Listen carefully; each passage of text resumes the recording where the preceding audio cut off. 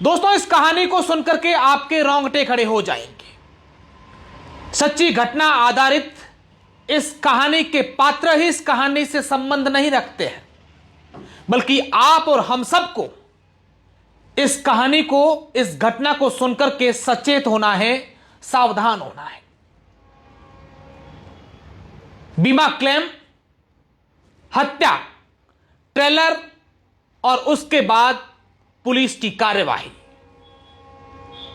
इस पूरी कहानी की अगर शुरुआत करें तो एक नरेंद्र नामक व्यक्ति से शुरू होती है। अलग अलग कंपनियों से, अलग अलग लोगों से नरेंद्र ने पहले कर्जा ले लिया और काम ठप हो जाने के बाद वो अपना कर्जा नहीं उतार पा रहा था।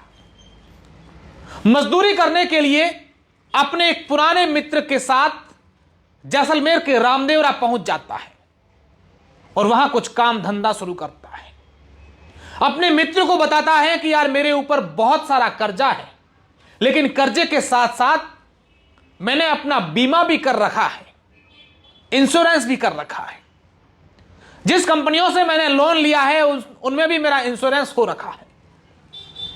फिर शुरू होती है एक कहानी। नरेंद्र यह बात अपने मित्र भैरूलाल को बताता है। ये दोनों एक साजिश रचते हैं। फिर इनके मन में एक बात आती है कि हम लोग क्यों ना एक मरने का आइडिया ढूंढें, जिसके बाद कर्जा मांगने वाले हमसे कर्जा भी नहीं मांगेंगे और क्लेम जो है वो कंपनियां हमें दे देगी, जिससे हमारा गुजारा भी हो जाएगा। बात तय हो जाती है। अब उनके सामने एक चुनौती रहती है कि मरेगा कौन, क्योंकि असल में तो नरेंद्र की मौत होती है तो ही क्लेम उसको मिलता है। लेकिन नरेंद्र ने अपना कर्जा उतारने के लिए एक साजिश के तहत एक ऐसी व्यक्ति की तलाश शुरू की जिसका घर परिवार में कोई नहीं हो, जिसके पास कोई डॉक्यूमेंट नहीं हो। रामदेवरा मेले में उन्होंने भिखारियों पर नजर रखी और उनको एक भिखारी मिल गया जो वहां पर भीख मांगता था। उनको अपनी बातों में लिया, झांसे में लिया, 2-4 दिन उनसे दोस्ती की और उसके बाद उसे गुजरात में नौकरी दिलाने का झांसा देकर के उसके साथ लेकर गए। भैरूलाल चित्तौड़गढ़ जिले का है, नरेंद्र अजमेर जिले का है।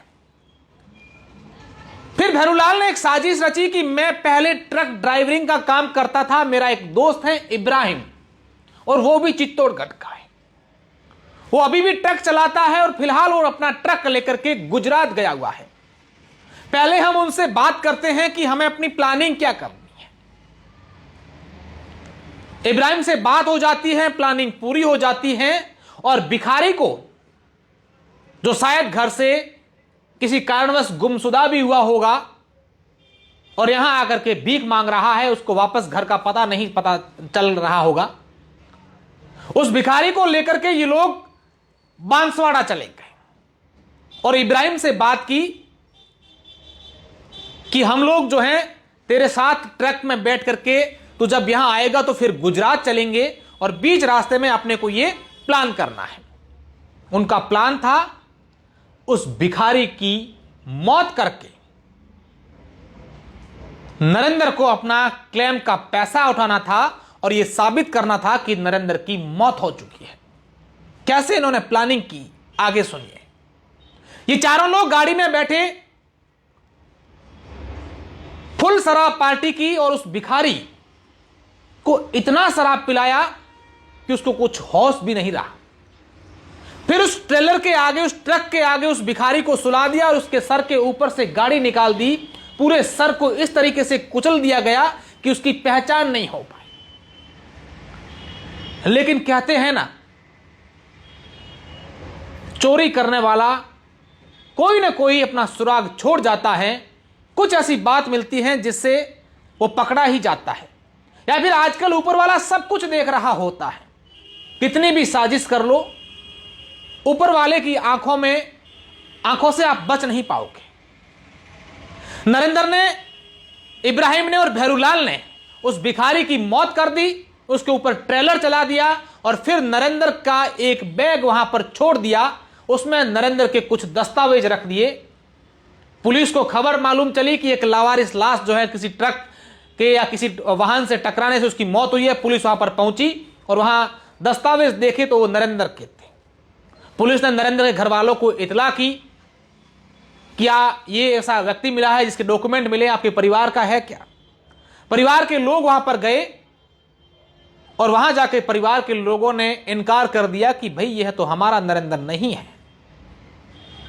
शायद नरेंद्र अपनी इस साजिश में परिवार के लोगों को साथ लेता तो यह बात नहीं होती। परिवार के लोगों ने इनकार कर दिया कि यह तो हमारा नरेंद्र है ही नहीं।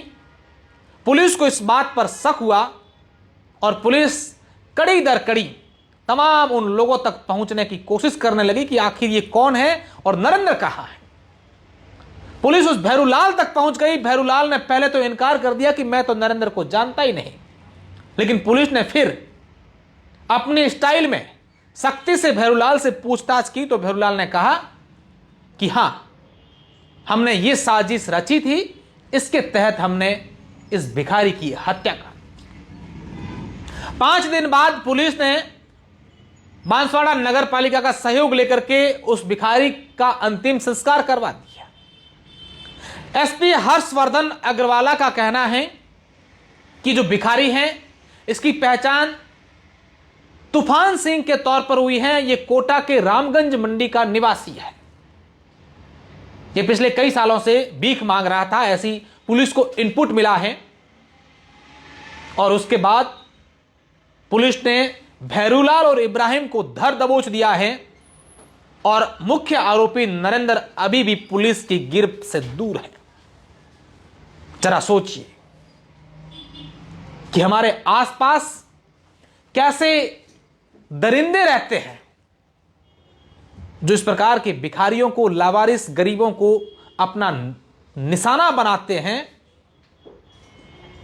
और किस तरीके से पहले लोग कर्ज के दलदल में फंस जाते हैं और फिर किस तरीके से साजिश रचते हैं। यह कहानी हम सबको ऐसे लोगों से अलर्ट रहने की सीख देती है। यह वीडियो अधिक से अधिक लोगों तक फैलाएं ताकि भैरूलाल, नरेंद्र और इब्राहिम जैसे इन लोगों से हर एक व्यक्ति अलर्ट हो जाए, सचेत हो जाए।